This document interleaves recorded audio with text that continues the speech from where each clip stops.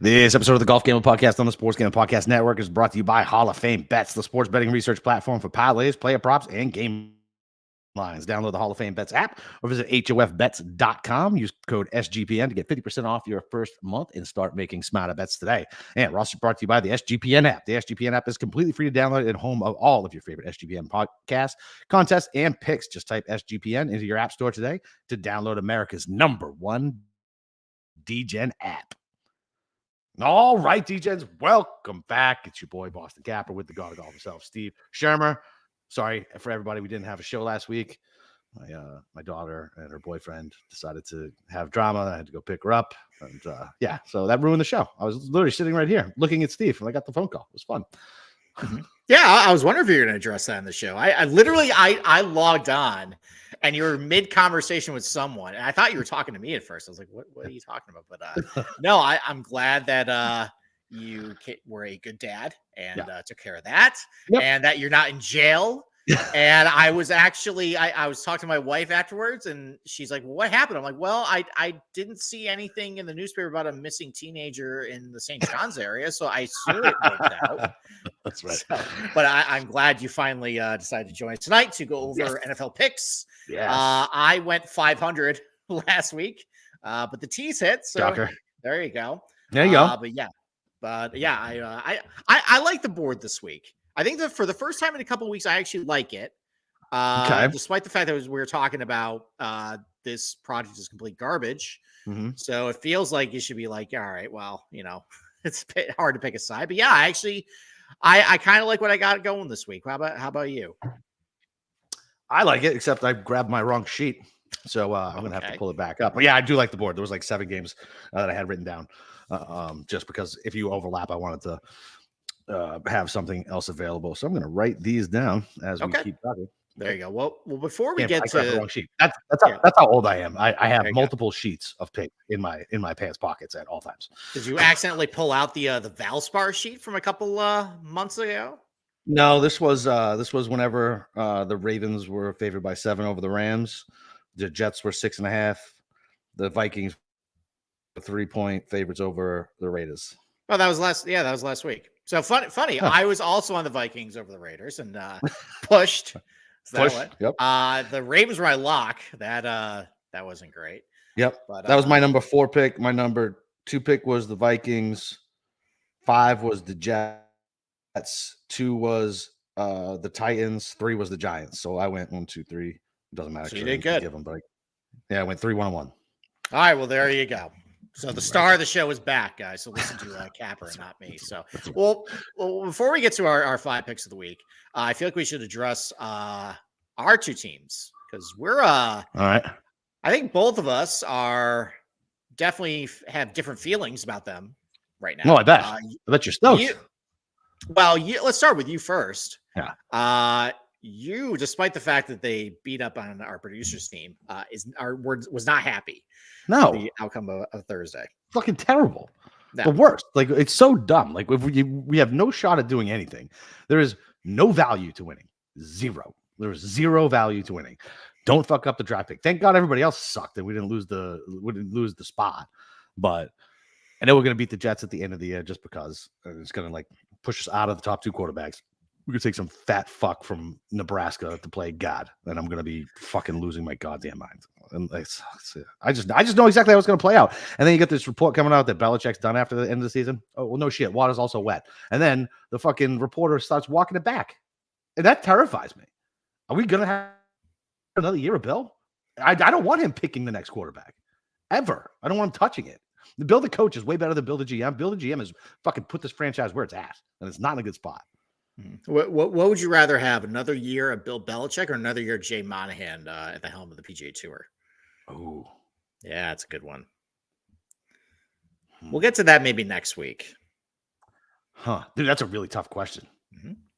This is a tough question. Who's going to replace? So I guess who's going to replace Monahan? Is it Lanto Griffin? Is it Danny Willett, star of the legal letter? Maybe we'll touch it. As long as it's not Cantlay, I'd probably rather suffer through another year of Bill. Okay. Because Bill at least has the accomplishments so that I can rationalize him getting another year. Mm-hmm. Jay Monahan has done nothing but fail up his entire fucking life, and he sucks at everything he does, and he's going to have 100 times more money than I will ever have in my entire life, and I don't understand how shit like that happens. Mm-hmm. All right. Well, back to your Patriots. So they got the Chiefs this week. What are they? Yep. They're like a 7.5 point underdog. Yeah, dude, it opened at 9.5. Morons are just pounding money onto the Patriots, fucking lighting their fucking money on fire. Okay. All right. Well, let me try to give you, I guess, devil's advocate with them. Your defense has been pretty good this year, right? Against who? Against who? Bad teams. Well, I mean, you held Tommy Cutlets to only 10 points, and he's the darling of the NFL. You held the Colts and Gardner Minshew to 10 points. You shut out the Steelers in the first half.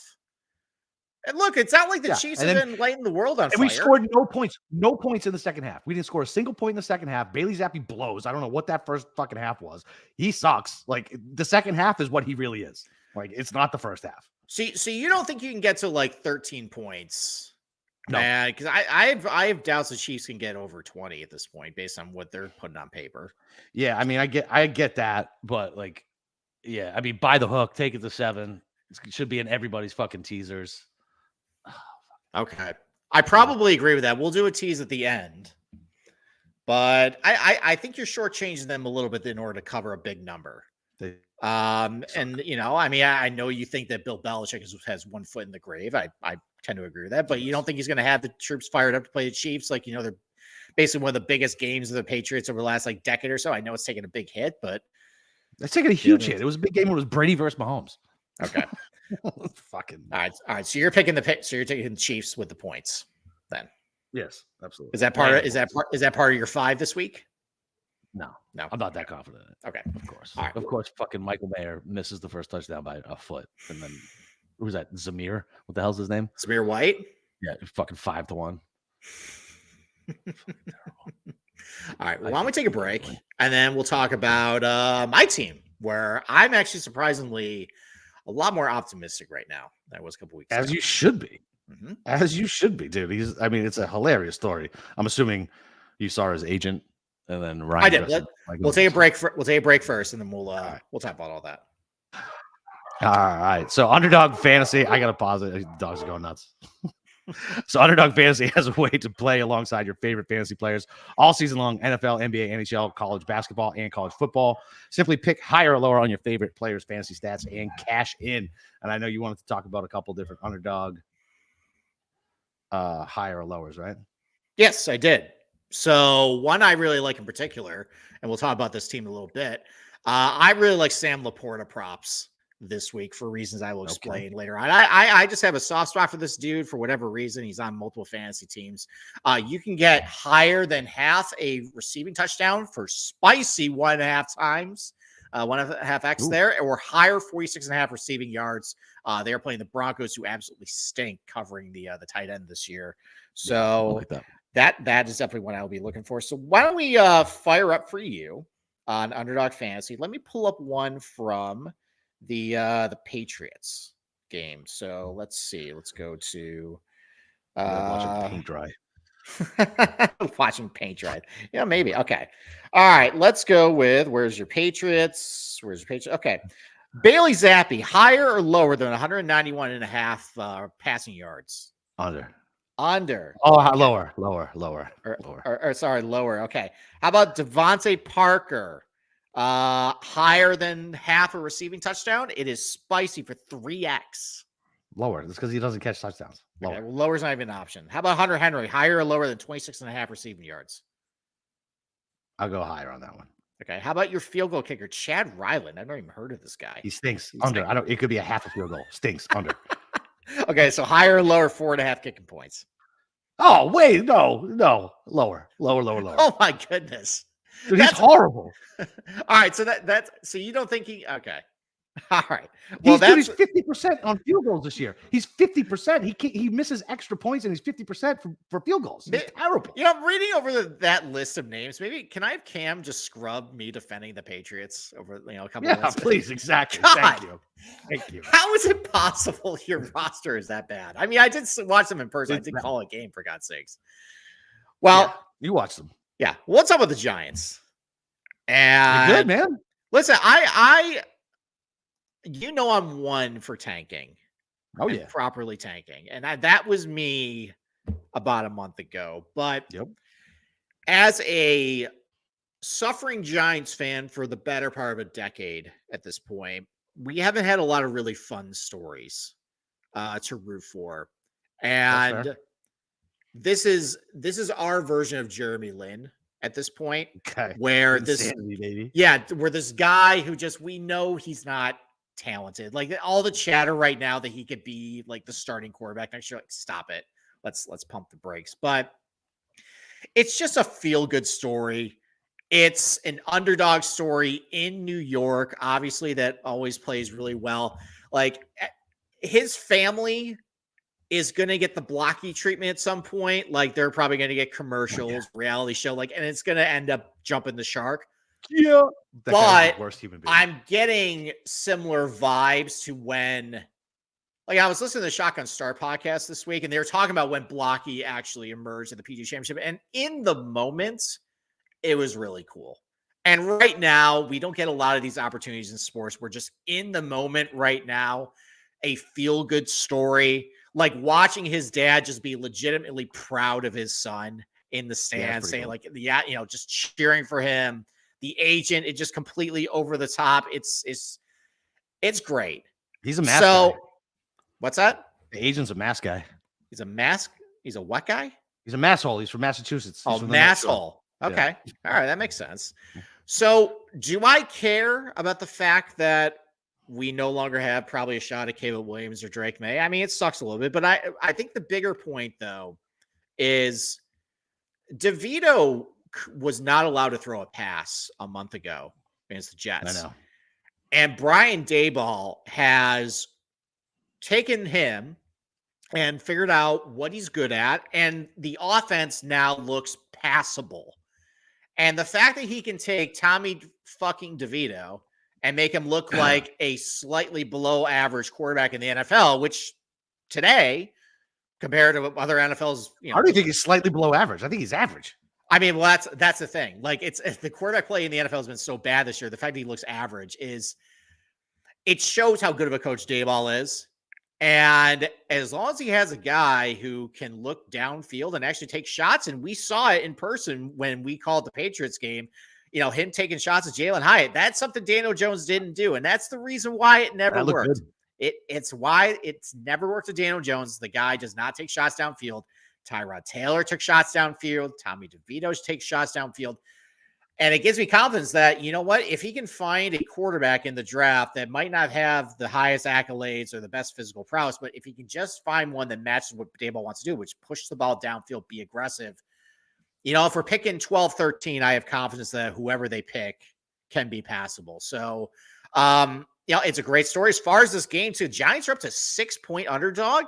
And I was like, this is what I texted you. I think I figured out what your maybe not your lock of the week was. I have a feeling this game is in your 5 because you hate the Saints. You hate the Saints. I do. It was almost my lock, but I thought there was one line that was better. This is my number 2 pick. Okay. All right. Well, I'm also on the Giants +6 as well. That's disrespectful. That's disrespectful. It is. The Saints are terrible. I am finally on board with what you think with that. I kept trying to shoehorn them into the 5. Derek Carr at one point, I think I texted, it was 12 of 17 for 40 yards. It's terrible. He's awful. And it wasn't even all the Kamara. Kamara had a negative 10 receiving yards at that point. So who the hell was he throwing to? Nobody. It was so bad. Yeah, I can't believe the Panthers didn't cover that spread. I think you bet the Panthers. Yeah, I was so upset because they kept having the fucking ball and driving it, and they stall out at the 10, and then the fucking kicker would miss the goddamn field goal. It was unbelievable. I know. So I don't like putting the Giants in my 5 because I'm just automatically going to pick it. But Giants +6. This actually would be, if I was not, this would be towards one of my locks of the week. The Saints cannot stop the run anymore. Their defense is overrated. Saquon Barkley is going to have a big game in the dome. And I think the DeVito train is going to keep rolling this week. I agree. So, I love the kids. I love the kids' confidence. It's like you said, it's a fucking great story. And like all these stories, man, like the kid from in Cincinnati, like that's a good story. DeVito's a good story. Fuck Bailey Zapp, not Bailey Zappi. Fucking Brock Purdy, man. Like, dude, he was Mr. Irrelevant. Think about that. Like, that's insane. Like, that story. I don't care how much talent's around him. Like, you put Bailey Zappi on that team, they got 3 fucking wins. You know what I mean? Like, he's a good quarterback. I love all these little underdog quarterbacks this year. Like, I think that is the best thing about this shitty quality NFL season. Well, I think it also speaks volumes too. Like, you get a really good coach with a quarterback that knows how to maximize his strengths. Like, you can turn Brock Purdy an MVP candidate. That's why I'm not that concerned anymore about the fact the Giants no longer have a top 5 pick. No. I think it's gonna be okay. So and so if I was in a situation like you were, I wouldn't want to tank anymore either, right? Because what can happen is you tank. And look, the Patriots haven't won in a while. Giants haven't won in a while. You don't want that loser DNA to start to seep into your fucking organization. It's so hard to shake off. Think about how we think of the San Diego Chargers and the Browns and like the Clippers, like just institutional loserdom. And like you never want that. You know what I mean? You never want that. Yeah, and I think it's important for the defense to keep playing well. There's some legitimately good pieces on defense that I want them to keep playing well, get more confidence, and build the next season. The offense still needs a lot of work, but you know what? I mean, Wanda Robinson has shown flashes. Jalen Hyatt has shown flashes. You know, Darren Waller's coming back this week if he can kind of stay healthy, which is he never can. But you know, maybe add one more guy, add a rookie quarterback, or you know, who can maybe push it downfield. You know, that's we got something going there. So love it. All right. So we're gonna take an break, or we're gonna keep going. Yeah. Let's do the we'll do the reads and then we'll go through our picks. So I'm gonna talk to you guys about Hall of Fame bets. I've been telling you guys about them all season. If you were smart, you'd already be using them. You win bigger by betting smarter this NFL season with Hall of Fame bets, the sports betting analytic platform for parlays, player props, and game lines. Research all your favorite sports with historical stats and data, and to any parlay idea into the Hall of Fame bets revolutionary parlay optimizer tool to get hit rates broken down by leg, as well as expected probability for the entire parlay. Sort all the players by hit rate and put any bet to learn which players are hot and which picks have value. So stop betting in the dark and join over 30,000 users researching Hall of Fame bets to craft more intelligent, data-driven parlays. Download Hall of Fame Bets app or visit hofbets.com and use code SGPN to get 50% off your first month today. Start researching and start winning with Hall of Fame bets. Are you watching this game? No, I don't have it on. It's 14-0 Raiders. The stick kid is already fumbled. Yeah, I bet Raiders -3. So this is not a surprise to me. I didn't bet. He balled it. He's in. I didn't bet it. I got props. But I took the fucking Chargers in the stupid contest that I keep losing ground in. Why would you take the Chargers? Because the Raiders suck, dude. This Aiden O'Connell guy is horrific. Right, but like when you go to the backup quarterback, like don't you want a coach that's competent to kind of like coach him up on a short week like that? Yeah, man, that's on you. That's on you, sir. Yeah, I just I took the devil I don't know in the stick kid versus this O'Connell kid who is fucking horrific and like his face is weird. I don't like it. I could never. All right. Well, I watched a lot of that Chargers game last week. You should have known the devil before you. I chose poorly. Yeah. Yes, you chose poorly. Just like I did in Team League last week. All right. Well, since you had your number 2 pick is off the board, why don't I go in my number? You want to go lock first, or you want to go lock, baby? Lock first. Give me the lock. Okay. I think you're gonna roll your eyes, but just like I think I sold you on the Xander Schauffele value at the Masters argument, I think I'm gonna sell you on this. Okay. So this is a game that is near and dear to my heart, not necessarily as I'm a fan, but I live up here and I know Cowboy fans. And the one thing I know about Cowboy fans in growing up is anytime they start feeling the Super Bowl vibe, number 1 seed vibe, they shit the bed. And I'm telling you, so this Buffalo game last week, they got completely lucky. They're so Sean lucky. McDermott, you should have seen the text thread from my buddies. Just I would have loved to see killing Sean McDermott for his conservative play. Like his time management leaving the Chiefs with 2 timeouts with a 2-minute warning is completely inexcusable. It was to the point where I actually joked with them. I said, like, the Bills should just let the Chiefs run back the touchdown here so they can get the ball back just to, like, give them enough time. And instead of giving me F-bombs, they actually said, yeah, they agreed with me. That's what it's like in Buffalo right now, the mentality. They never win that close game. But God bless Kadarius Toney, the biggest knucklehead on earth. And I'm glad it was him that could have did it for those Bills, because the way that if he was off, wasn't offside, like that is exactly how the Bills lose. You leave somehow Travis Kelce wide open, and then they lateral it for a touchdown. Like that is exactly textbook Bills loss there. Instead, the flag comes, and I think it shifts the universe for them. I think that's what they needed to turn the season around right now, just to get the monkey off their back. They got such a cake schedule moving forward. They're going to win the AFC East, though. Well, that's the thing.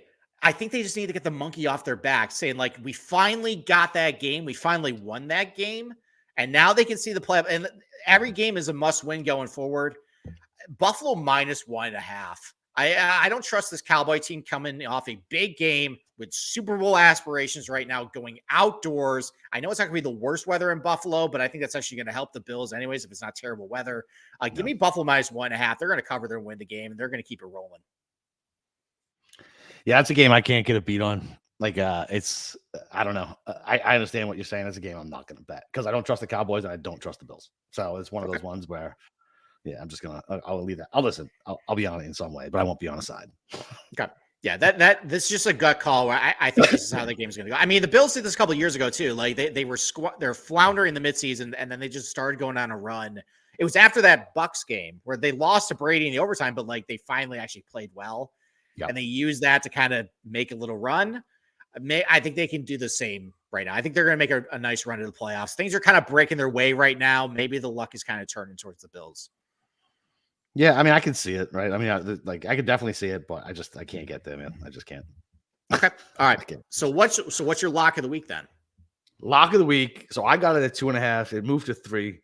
I still love it at 3. It's Tennessee at home over Houston. Okay. All right. I also have that. It's number 3 on my list, but I have Tennessee -2.5. So yes, we are in agreement on that one. Yes. Like, you want to talk about, dude, that Texas team, the Texans are so beat up. Stroud still didn't practice today. Collins didn't practice today. Schultz didn't practice today. They're gonna run Davis and Mills out and who? You know what I mean? Like, you're gonna run the ball with Singletary and PS all game? I don't think so. Like, and dude, that I was super impressed with the Titans no quit on Monday night. They had no reason to keep playing. They were down 14. They stepped on their dick. It looked like they should have lost the game. Miami was doing those stupid wheelbarrows in the fucking end zone, counting their chickens before they were hatched, baby. And Titans kept it up. That Will Levis kid, he can play for me any day, dude. The way that kid ran and took contact, put his shoulder into people, and was so jacked up making these throws. Nobody quits for Vrabel. That team is feeling itself right now, and they are playing for next year's jobs. And I think they're gonna fucking roll. I think D-Hop, and I don't know who do you think is gonna have the bigger game, Henry or D-Hop? Because Henry has a huge history, like just crushing this team. Well, I think both of them can have big games. First of all, Hopkins' revenge game. A little bit. But Henry, actually, this is a note that I have. So Houston, their run defense is pretty good, but doesn't look like Will Anderson's beat up right now, so he might not play. But the one thing that you can really do on Houston with the run is run power schemes against them. And Tennessee's one of the best at running power schemes. So Derrick Henry all day long. I think he's going to have a big game. You're right, too. Tank Dell and Nico Collins out of that lineup. I don't think Nico is going to play. Like, he hasn't practiced all week. He's got the calf injury. He's not playing. Schultz is out. CJ Stroud's probably not going to play. Yeah, it's just after you remove all those little pieces there, like, this now becomes the Texans team that we thought was going to be the preseason, just a really bad roster. Yep. So, take Tennessee -2.5, 3. I don't care. Take them at home. Yeah, I grabbed it at 2.5 immediately, because I was afraid it was going to go to 3.5, but I still like it at 3, especially because it doesn't look like Stroud's going to play. And even if Stroud plays, I don't even particularly give a shit because the weapons he has around him are dog shit. Yeah, I mean, he's been good at throwing the ball downfield. Like, now you got like Robert Woods and like Noah Brown. It's not great. And Noah Brown is broken too. Like just because he's practicing doesn't mean he's good. His knees are fucked. That's true. All right. So I got my number one. So we got your 1 and 2 pick out of the way. I have my 1 and 3 pick out of the way. So why don't I go with the number 2 pick? Let's go. So I watched a lot of the Bengals Colts last week. Okay. For obvious reasons, because Zach Moss cost me a guillotine. He did. Rest in peace. Yes. Thank you. I appreciate it. You're being. I'll be joining you this week. Yeah. They're digging your grave next to me too. I'm aware. Yeah. So I played Zach Moss because I remember what he did in the earlier in the season. And I had Jonathan Taylor in that team too. He kept it rolling. I kept Moss around. Like, all right, Taylor goes down, plug and play Moss. He was great. No problem. Playing against Tennessee, he wasn't very good. I'm like, okay, well, it's Tennessee. They're pretty good against the run. No big deal. What I didn't like when I saw them play against Tennessee, they were only running zone read, and it was out of the shotgun, and they were just running Moss into the line, just slamming into a brick wall. And I'm like, I don't like that. Yep. But against the Bengals, maybe it could be a little better. The Bengals are really bad against the run. They did the same fucking thing against the Bengals. They cannot. That offense right now is absolutely broken in Indianapolis. I don't know if it's the fact they got some offensive line injuries or what, but they cannot run the ball right now. Michael Pittman's the only good thing going for the Colts right now. And you're coming against the Steelers team off 10 days rest, embarrassed on Thursday night. Everyone's calling for Tomlin's job, saying he can't coach. And the one thing the Colts defense also could not do against the Bengals were just run these running back screens all day long. You had Chase Brown running down the field. Joe Mixon even was getting a bunch of action in the receiving game. Like, that's why, Browning was pretty good. If the Steelers just get their heads out of their fucking asses, Cam, I'm talking to you, your team, get their head out of their asses and actually design passes to the running backs, not just send Jaylen Warren out to the sideline to get tackled for a 2-yard loss on a dump off, actually make some screens, they will beat the Colts by 10. So I'm going to go Pittsburgh plus 1.5, take the money line too. I think this Colts team are kind of frauds right now based on what we've seen the last couple of weeks. I think Pittsburgh's going to bounce back and, kind of shut up some people who are, coming after them right now. Yeah, I'm fine with that pick. It didn't make my 5, but yeah, I'm on the Steelers in the contest on that. Like, you can't back Gardner Minshew in this fucking offense. It's so bad. And that defense isn't good. Like you said, I don't know, man. The Steelers are such a conundrum. Like, it's so weird. And Deontay Johnson has practiced it again. He had some weird injury designation on his knee on Wednesday. Jesus Christ, it's 21-0 now. Maybe you'll watch Indiana Jones like I am after this. Yeah, exactly. Yeah. Yep. I gotta. So my youngest daughter's birthday is tomorrow, so we gotta stay up. Once they fall asleep, we like do streamers and balloons and all that shit in her room while she's sleeping. So I gotta stay up late regardless. So maybe I will watch a movie. Yeah. So I just think the Steelers. I don't know what I got a tough decision. I played fucking Palmer over Najee Harris because I have Jaylen Warren in my dynasty team. I didn't want to play both of them, so I chose Palmer over Harris. I chose poorly. Yeah. I need Warren to have a big game. That's what I need. I need Najee Harris to go away and Warren to have a fucking big game. Okay. All right. So what's your number 3 pick? So I was on this team last week. The ineptitude is just undeniable. They're the worst team in fucking football. Atlanta -3 over Carolina. What's his nuts? Who's the mustache coach? Arthur Smith. Thank you. Arthur Smith is an absolute boob. All he wants to do is run the ball. I'm sure Bijan's only going to get 10 carries to Algier's 25, but it doesn't matter. They're going to run all over this fucking team. Young is a bust. I do not give a shit. Like, you can tell this kid is a bust. Like, you just know. There is no team in a worse position than the Carolina Panthers in the NFL based on the roster, the money they're paying dead coaches. I know it doesn't matter because the guy's like a bazillionaire, but this team is trash. Like legitimate trash. Chuba Hubbard is their best player. Fuck off. Atlanta's gonna run the ball 60 times. It's Chuba Hubbard. Whatever. Like Chuba Hubbard. Yeah. Chuba not Chumbawamba. So couple of comments. Hubba Bubba, right? That was the bubblegum back in the day, right? Yes, it was. There you go. All right, couple comments. One, why is this only 3? That's sneaky. I don't like it. It's because smells. It does smell, and I think it's just because divisional game. division's fucking terrible. Carolina for years has always grown their grass a little longer than everybody else to slow it down based on their player personnel. I don't think they have grass anymore. I think it's field turf now. Did they switch it? Yeah, they switched it, I think. Okay. Well, yeah, so that doesn't make sense. I have zero fucking idea. Shows how many Carolina games you watch. Maybe we should probably ask Matt Gannon. Why would I watch that game? We should probably ask Matt Gannon, the aforementioned Panther fan on the crew. Yeah, sorry, buddy. Yeah, I know. Yeah, we all root for really bad teams. So, all right, the other one too is, so you're just saying like he's an absolute bust. I was thinking, another quarterback that played in your town, Trevor Lawrence, had a very similar. Yeah, but he had Urban fucking Meyer with his dick skinners all over him. Like, you had Frank Reich and the bumbling idiots going right now. Yeah, that's now, man. Like, I don't know, and you can still see flashes. Do you know what I mean? Like, Lawrence would still make a throw. No, you couldn't. Not his rookie year. Yes, you could. You could still see a throw here or there where you're like, oh shit, I see the kid. Okay, you know what I mean? Like, I'm not saying like consistently, but like he'd be scrambling in the pocket and he would make a throw. You'd be like, okay, I can see the talent. I can't see the talent in Bryce Young. All right. I'm going to wait to see if they get another coach in there. The problem is this owner, David Tepper, seems like it could be more like, he's obviously not a moron because he's very rich, but as far as sports intelligence, seems like a moron. You could be a moron. I don't know how he got his money. He manages hedge funds, right? So fucking, if he managed hedge funds in the 80s, right? Yeah. Manage hedge fund, right? Yeah. This is a hedge fund. No, you don't. You do not have to be smart to manage a hedge fund. You're charging people 20 and 2. And if he was in any bull market, it does not fucking matter. Like, you could throw a fucking dot at the wall and hit the right stock, and you're milking these fucking people for 2%, like, or 20. Like, forget about it. Like, hedge funds are a fucking scam.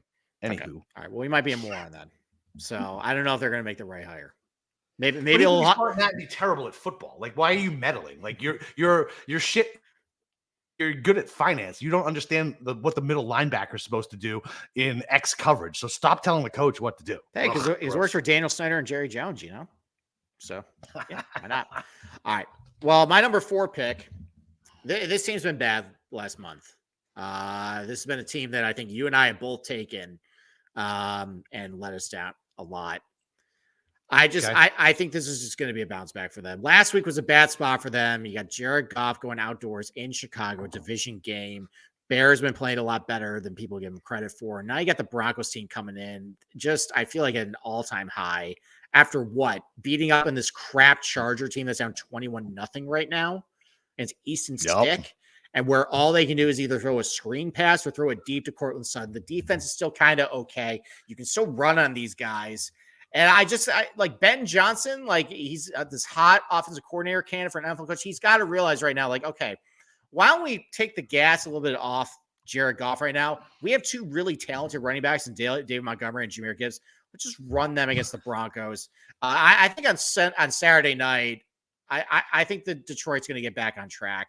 Detroit -4. I think Sam Laporta, like I mentioned, with the underdog picks, I think he's going to have a big game. Broncos are 30th in DVOA against tight ends. Big game for the Detroit running backs. Obviously, Denver's 31st in DVOA against running backs. 20th against running backs coming out of the backfield, too. Jahmyr Gibbs is probably going to get a lot of receptions as well. I'm buying low on Detroit, selling high in Denver. Detroit -4. And Denver is such a square fucking public dog, too. Yeah, it is. No one wants to take the Lions right now. Yeah, no one wants to take the Lions. That's my number 5 pick. Okay. My number 5 pick is Lions -4 because, and what's crazy is, they're getting a shit ton of money because they opened at -5. Mm-hmm. And it's already moved the whole point. Like, they're trying to get Lions. Think about that. Trying to get Lions money over the Broncos forget about it. Like, yeah, this is a great buy low spot. Great buy low spot. Love it. Okay. So what I got left. Oh, so I got my I guess my last pick's my 4 pick. Yes. So I'm going to have 2 teams from the great state of New York on my card. I am going to take the Jets again. Ooh. So when it opened, it was 10.5. It's at 9.5 now. I still fucking like it. Tua with a banged up or not a good Tyreek. Did everybody have eyeballs on what happened? Forget about it. And they're good against the Jets are way better against the run than they are against the pass. And right now, the way Miami is with that banged up offensive line, it's Mostert. A-Chain's banged up a little bit. The run game is going to be what they're going to have to lean on. I just think, listen, this Jets team can somehow still make the playoffs. Aaron Rodgers practiced today. Zach Wilson balled the fuck out. Like, this is setting up for the best soul-crushing Jets end of season ever. They're gonna go on this run. I can feel it. They're gonna go on this run. All these Jersey trash people are gonna fucking be so happy that it's about to happen. And Aaron Rodgers is gonna come in, play worse than Wilson, and they're gonna lose like the last 2 games that fall out of the playoffs. That's exactly what's all right. Well, it's concerning because the Jets are my number 5 pick. For a lot of the same reasons you said. I mean, like it's mostly a pick against Miami at this point. They're down 4 offensive linemen. Teron Armstead's hurt. And as soon as Tyreek Hill went out of the game last week, Miami's offense just turned really bad. And even with Tyreek, like Tua's just been bad the last month and a half. Tyreek's gonna make it. Yeah, he's making them look really good. Miami did this last year too. They started off really hot in the first half of the year, and then they just kind of faded as the season went along. They're doing the same thing now. You know, Achane's got the toe injury as well. And basically it comes out, okay, can Jalen Waddle and Raheem Mostert cover a 9-point spread against a really good defense that's going to be into his face? They cannot. Yeah. And the Jets hold good quarterbacks to fucking nothing. And I don't think Tua is good without Tyreek. Yeah, so I'm going to take the points with the Jets too. So okay. So we share the Jets, Lions, and Tennessee this week. Let's go. There we go. Let's put that into a parlay. Okay, in a parlay. Okay, I got something different for a tease though. You ready for that? I got something. Oh fuck, I forgot. Yeah, hold on, I forgot. I remember it. Hang on, I got to write it down. All right, well, I'll go over my tease. So, all right, so let's do 6.5-point tease. Let's tease Minnesota up to 9, Pittsburgh up to 8, and let's tease the Rams down to a pick. I think that Viking Bengal game is going to be close. I think Pittsburgh's going to win outright, so I'll just tease them down. And then the Rams, I'm worried about the backdoor cover with Sam Howell, but I think the Rams are just going to win that game. So same down to a pick. So we have 2 of the same. I had Rams, Pittsburgh, but then I have KC. Okay. Winning by a point. Yeah, all day. The Patriots are not beating. You are going to lose your mind. I will fucking. The Patriots beat Mahomes. What do they call it when they burn themselves when they set themselves on fire? What the hell's it called? Just a sacrificial. Yeah, but there's a word for it. But either way, that's what I will do to myself. If we beat fucking Kansas City, I will fucking lose my mind. Maybe we can get Cam to a graphic of that. Yeah, thank you. Of someone burning themselves in well, you might. It's the guy who burned himself. No, I know. In self-immolation. Okay. Self-immolation. It was the guy, you see it a lot, but the most famous one is it was in Vietnam or something, right? The guy from well, yeah, he did that there too. I think about Vietnam when I think about the guy who went on camera and blasted himself with the revolver. I think about the guy in China who did it. Okay. Well, this took a really dark turn. Whatever. It is what it is. Life's tough, baby. Get a helmet. And we'll end on that. All right. So coming up next week, we might do a mailbag. We should do a mailbag. Let's do a mailbag. Yeah. Our producer's got to get on that though. Because me and you haven't talked to any other than just me, you, and Cam talk about like Live and PGA and all this other craziness is going on with all my guys. We've had a lot of conversations offline about this. Yeah, man, taking all my guys. They're taking all your guys, and they're taking my soul at this point. Yeah. Maybe we'll unpack that next week. We'll field a couple questions. We'll do our NFL show next week, and then come up down the pipe too towards the end of the month. I got to pick out a firm date. Our majors preview. Let's go. I got put out my Masters column. Yeah, it was good. Thank you. Not a ton to talk about though, because there's no changes, but I got some good stuff for Valhalla and Pinehurst and Royal Troon coming up. So stay tuned for that over the next couple weeks. Yeah, that's it. So we'll be back next week with a mailbag. You guys hit up Cam on Twitter with questions. Everybody in the Slack, just go ahead and throw out whatever you guys want us to talk about. And we'll do what we always do, man. We'll fill the feed with something, try to entertain you fucks. And other than that, let's win our goddamn bets and start stacking our wallets as golf season slowly approaches. Whether we're betting Live or PGA, who fucking knows? Talk to you guys next week.